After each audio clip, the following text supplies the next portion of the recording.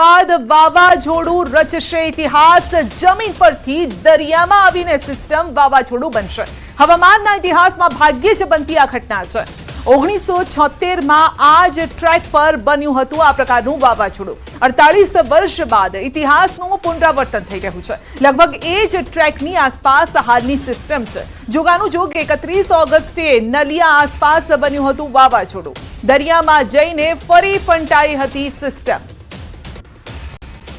તો આ અંગે જ વધુ અપડેટ મેળવીશું। સહયોગી લક્ષ્મણ આપણી સાથે જોડાઈ ગયા છે અને 40 વર્ષ બાદ લગભગ આ પ્રકારની સિસ્ટમ આપણને જોવા મળશે। લક્ષ્મણ जी बिल्कुल संध्या, एक गंभीर समाचार है कि जे न्यूज 18 गुजरातीए 2 दिवस पहला जे आशंका व्यक्त करी हती ते आज साची पड़ी रही है और कच्छना दरिया में एक वावाजोड़ू सर्जावानुं छे हवामान विभागे पण जाहेर करी दीधुं छे, एनी पुष्टि करी दीधी छे।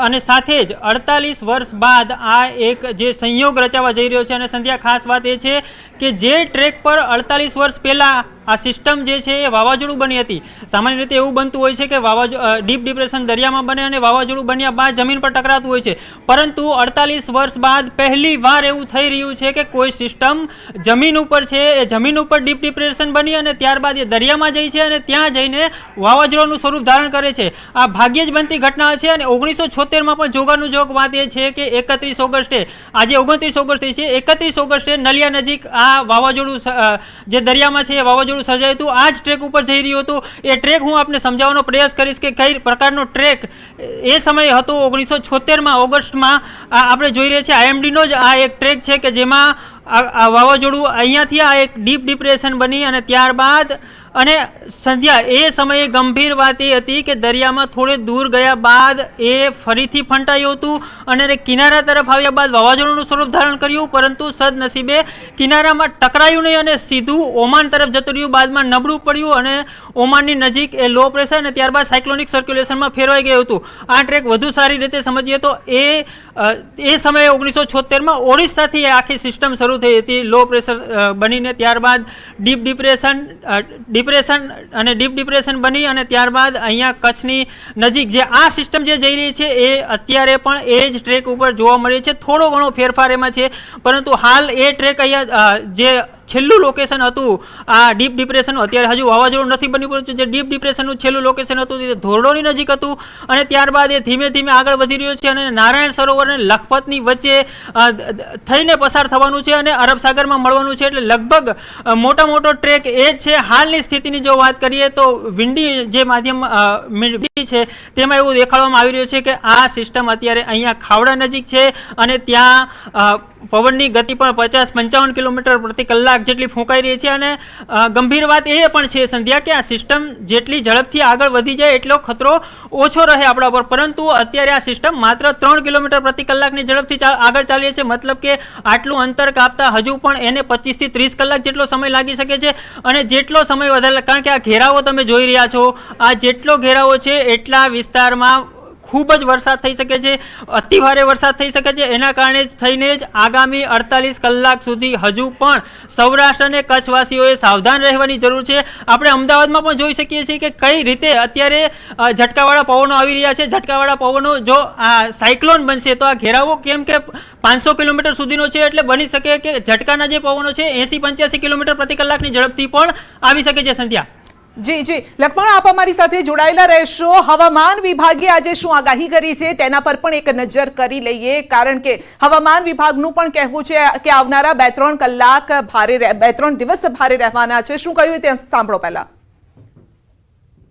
आगे मूवमेंट है वो 30 तारीख को नॉर्थ ईस्ट अरेबियन सी एडजॉइनिंग सौराष्ट्र और कच्छ रीजन और एडजॉइनिंग पाकिस्तान में ये 30 तारीख को साइक्लोनिक स्टॉर्म में कन्वर्ट हो जाएगा।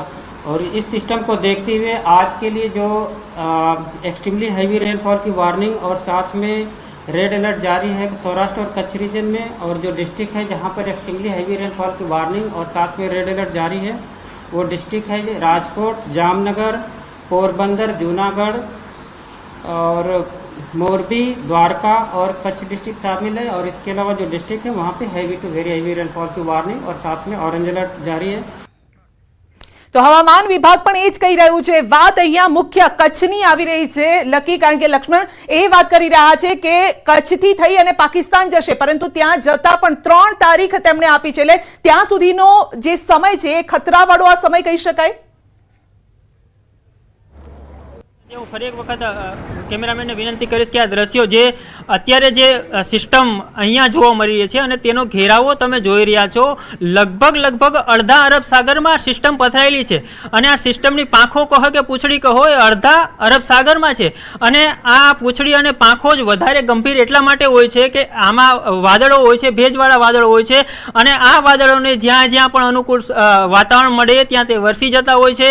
એટલે જ્યાં જ્યાં પણ આ તમને વ્હાઇટ કલર દેખાઈ રહ્યો છે એ વરસાદી વાદળો ગણો અને એ વરસાદી વાદળો છે આવનારા 48 કલાક સુધી સૌરાષ્ટ્ર અને કચ્છની ધરતી ઉપર મંડાયેલા રહેશે અને ગમે ત્યાં જ્યાં પણ તેને અનુકૂળ વાતાવરણ મળશે ત્યાં તે ખૂબ જ ભારે અને તીવ્રતાથી વરસી શકે છે. કેમ કે ઓગસ્ટ મહિનો ચાલી રહ્યો છે, અગાઉના વરસાદથી તમામ લગભગ મોટાભાગના જળાશયો છે જે 50% ઉપર ભરાઈ ગયા છે, અનેક જળાશયો છે એલર્ટ ઉપર છે. એવામાં જો થોડો ઘણો પણ વરસાદ પડે તો કેવી સ્થિતિ સર્જાતી હોય છે સંધ્યા સમજી શકાય છે, પરંતુ અહીંયા તો ભારેથી અતિ ભારે વરસાદની સંભાવના છે. એવામાં ખૂબ જ ગંભીર છે. આગામી 48 કલાક હજુ ખતરો ટળ્યો નથી અને આ સિસ્ટમ જેમ અરબ સાગરમાં આગળ જશે, ભલે પાકિસ્તાનની નજીક પહોંચી જાય, પરંતુ તેની અસરો ગુજરાતના દરિયા કિનારા પર જોવા મળશે, જેના કારણે થઈને કચ્છ અને સૌરાષ્ટ્રના દરિયાકાંઠામાં હજુ પણ સાવધાની રાખવી એટલી જરૂરી છે. સંધ્યા જી લક્ષ્મણ, એક ક્વિક બતાવી શકો છો કે કયા વિસ્તારો છે જેઓએ હજુ પણ સાચવવું પડશે, કયા એરિયા કયા છે? એરિયામાં જો આપણે વાત કરીએ, કેમેરામેનને ફરી વિનંતી કરીશ કે આ જે આપણે દ્રશ્યોમાં જોઈ રહીએ છીએ કે આ જે આખા મેપમાં જે વ્હાઇટ કલર જ્યાં જ્યાં પણ ગુજરાતમાં જોવા મળી રહ્યો છે, આ આખી સિસ્ટમનો ઘેરાવો છે અને આ સિસ્ટમ અહીંયા જેટલી દેખાઈ રહી છે એટલી જ કેમ કે આ રાઉન્ડમાં ફરતી હોય છે, એટલા માટે થઈને આ વાદળો પણ હજુ ગુજરાતમાંથી પસાર થવાની શક્યતા છે. આ વાદળો જેમ જેમ ગુજરાત ઉપર આવશે તેમ તેમ વરસાદની તીવ્રતા હજુ પણ વધતી જશે અને ઝટકાના પવનો પણ આવશે અને ઝટકાના પવનોની તીવ્રતા 75-80 કિલોમીટર સુધી જઈ શકે છે. અને જ્યારે તે અહીંયા પહોંચીને વાવાઝોડું બને તો વાવાઝોડું બન્યા બાદ જે ઝટકાના પવનો છે તેની તીવ્રતા કચ્છ અને સૌરાષ્ટ્રના દરિયા કિનારામાં વધી શકે છે, સાથે જ એટલો જ વરસાદ પણ નોંધાઈ શકે છે. વરસાદની જો આપણે વાત કરીએ તો આ સિસ્ટમ તમે જોઈ રહ્યા છો, માંડવી, ગાંધીધામ, આ તમામ નલિયા, લખપત અત્યારે લાલચોળ સિસ્ટમ દેખાઈ રહી છે. એનો મતલબ એવો છે કે અહીંયા કલાકમાં 1.5-2 ઇંચ વરસાદ થઈ શકે છે. એટલે ખૂબ જ એક ગંભીર નોંધ લેવાની જરૂર છે. સાથે જ બીજી એક વાત એવી છે કે બંગાળની ખાડીમાં હજુ પણ એક સિસ્ટમ તૈયાર થઈ રહી છે અને તેનો ટ્રેક પણ અત્યારે જે પ્રેડિક્શન છે એ પ્રમાણે ગુજરાત તરફ જ જોવા મળી રહ્યો છે અને એવું અનુમાન લગાવવામાં આવી રહ્યું છે કે 2 સપ્ટેમ્બરથી ફરી એક વખત મધ્ય ગુજરાત, ઉત્તર ગુજરાત અને દક્ષિણ ગુજરાતના ભાગોને મેઘરાજા ધમરોળવાનું શરૂ કરી શકે છે. સંધ્યા બિલકુલ લક્ષ્મણ, આપનો આભાર અમારી સાથે જોડાવા બદલ. તો 3 તારીખ સુધી આ ખતરો રહેવાનું છે ગુજરાત પર. સૌરાષ્ટ્ર અને કચ્છમાં તો પાણી થશે.